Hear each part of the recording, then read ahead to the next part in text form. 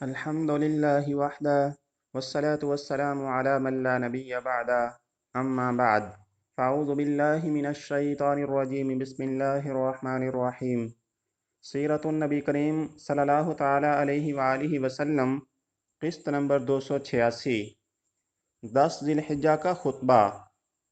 حضور صلی اللہ علیہ وآلہ وسلم کے الفاظ حضرت ربیعہ رضی اللہ تعالیٰ عنہ بن امیہ بن خلف بلند آواز سے دہراتے تھے۔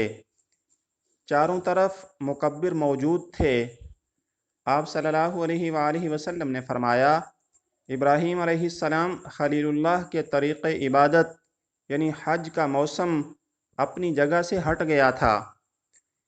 اس کا سبب یہ ہے کہ اس زمانہ میں کسی قسم کی خون ریزی جائز نہیں تھی، اس لیے عربوں کے خون آشام جذبات حیلہ جنگ کے لیے اس کو کبھی گھٹا اور کبھی بڑھا دیتے تھے۔ آج وہ دن آیا کہ اس اجتماع عظیم کے اشہر حرم کی تعین کر دی گئی۔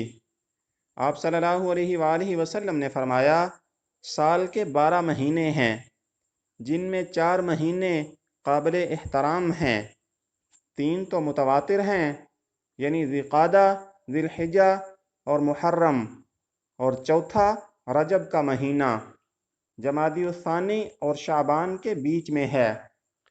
دنیا میں عدل و انصاف اور جور و ستم کا محور صرف 3 چیزیں ہیں: جان، مال اور آبرو۔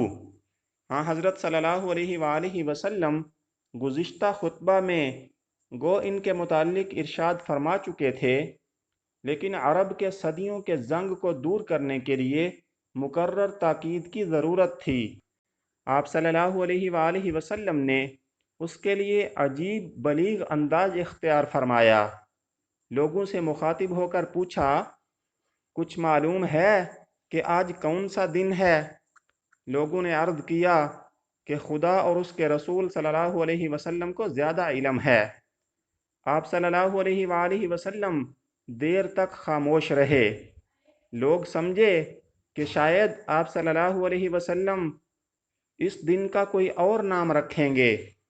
دیر تک سکوت اختیار فرمایا اور پھر کہا، کیا آج قربانی کا دن نہیں ہے؟ لوگوں نے کہا، ہاں بے شک ہے۔ پھر ارشاد ہوا، یہ کون سا مہینہ ہے؟ لوگوں نے پھر اسی طریقے سے جواب دیا۔ آپ صلی اللہ علیہ وآلہ وسلم نے دیر تک سکوت اختیار کیا اور پھر فرمایا، کیا یہ ذی الحجہ کا مہینہ نہیں ہے؟ لوگوں نے کہا، ہاں بے شک ہے۔ پھر پوچھا، یہ کون سا شہر ہے؟ لوگوں نے بدستور جواب دیا۔ آپ صلی اللہ علیہ وآلہ وسلم نے دیر تک سکوت کے بعد ارشاد فرمایا، کیا یہ بلدۃ الحرام نہیں ہے؟ لوگوں نے کہا، ہاں بے شک ہے۔ تب لوگوں کے دل میں یہ خیال پوری طرح جاگزی ہو چکا کہ آج کا دن بھی، مہینہ بھی اور خود شہر بھی محترم ہے، یعنی اس دن اور اس مقام میں خون ریزی جائز نہیں۔ تب فرمایا، تو تمہارا خون، تمہارا مال اور تمہاری آبرو تا قیامت اس طرح محترم ہے جس طرح یہ دن اس مہینہ میں اور شہر میں محترم ہے۔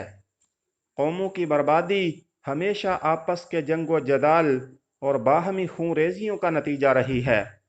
وہ پیغمبر صلی اللہ علیہ وآلہ وسلم جو ایک لازوال قومیت کا بانی بن کر آیا تھا، اس نے اپنے پیرووں سے بآواز بلند کہا، ہاں میرے بعد گمراہ نہ ہو جانا کہ خود ایک دوسرے کی گردن مارنے لگو۔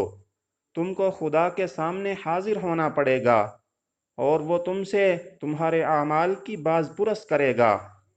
ظلم و ستم کا ایک عالمگیر پہلو یہ تھا کہ اگر خاندان میں کسی شخص سے کوئی گناہ سرزد ہوتا تو اس خاندان کا ہر شخص اس جرم کا قانونی مجرم بن جاتا تھا، اور اکثر اصلی مجرم کے روپوش ہونے یا فرار ہو جانے کی صورت میں بادشاہ کا اس خاندان میں سے جس پر قابو چلتا تھا اس کو سزا دیتا تھا۔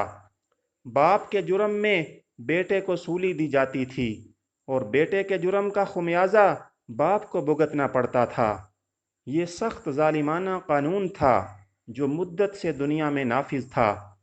اگرچہ قرآن مجید نے اس ظلم کی ہمیشہ بیخونی کر دی تھی، لیکن خاتم النبیین صلی اللہ تعالیٰ علیہ وسلم نے اسے یاد دلاتے ہوئے فرمایا، ہاں، مجرم اپنے جرم کا آپ ذمہ دار ہے۔ باپ کے جرم کا ذمہ دار بیٹا نہیں، اور بیٹے کے جرم کا جواب دے باپ نہیں۔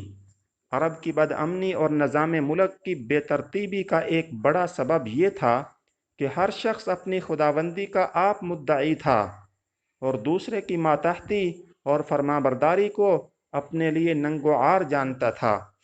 آپ صلی اللہ علیہ وآلہ وسلم نے ارشاد فرمایا، اگر کوئی حبشی بریدہ غلام بھی تمہارا امیر ہو اور وہ تم کو خدا کی کتاب کے مطابق لے چلے تو اس کی اطاعت اور فرما برداری کرو۔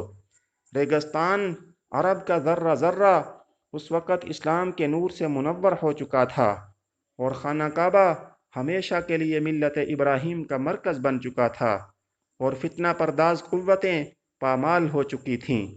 آپ صلی اللہ علیہ وآلہ وسلم نے فرمایا، ہاں، شیطان اس بات سے مایوس ہو چکا تھا کہ اب تمہارے اس شہر میں اس کی پرستش قیامت تک نہ کی جائے گی، البتہ چھوٹی چھوٹی باتوں میں اس کی پیروی کرو گے اور وہ اس پر خوش ہوگا۔ سب سے آخر میں آپ صلی اللہ علیہ وآلہ وسلم نے اسلام کے فرض اولین یاد دلائے۔ اپنے پروردگار کا حکم مانو، 5 وقت کی نماز پڑھو، ماہ رمضان کے روزے رکھو اور میرے احکام کی اطاعت کرو، خدا کی جنت میں داخل ہو جاؤ گے۔ یہ فرما کر آپ صلی اللہ علیہ وآلہ وسلم نے مجمع کی طرف اشارہ کیا اور فرمایا، کیوں، میں نے پیغام خداوندی سنا دیا؟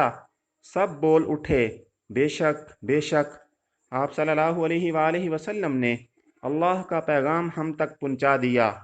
آپ صلی اللہ علیہ وآلہ وسلم نے شہادت کی انگلی آسمان کی طرف اٹھائی اور لوگوں کی طرف جھکا کر 3 بار فرمایا، اے اللہ، تو بھی گواہ رہیو، گواہ رہیو، گواہ رہیو۔ خطبہ سے فارغ ہو کر حضور اکرم صلی اللہ علیہ وآلہ وسلم نے ظہر اور عصر کی نمازیں 2 رکعت یکے بعد دیگرے ادا فرمائیں۔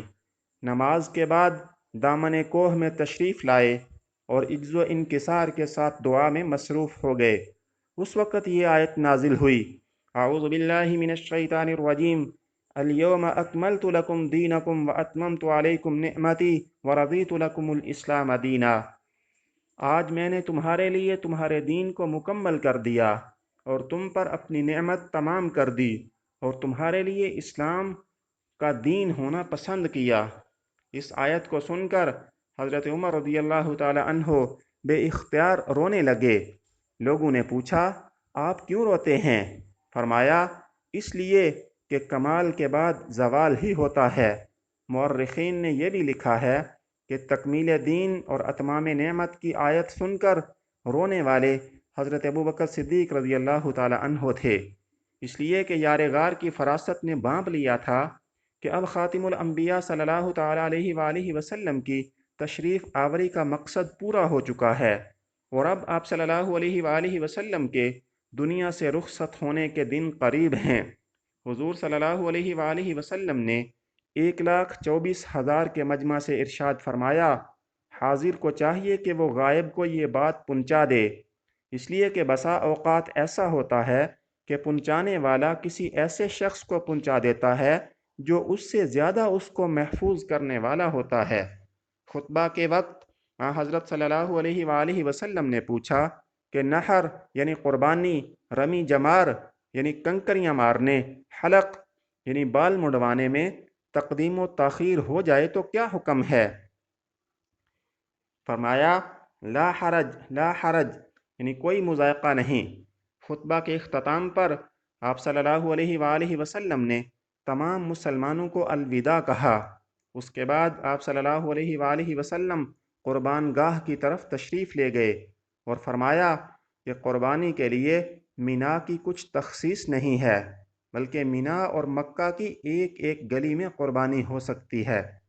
وصلی اللہ تعالی علی النبی الامی الکریم وعلی آلہ واصحابہ اجمعین۔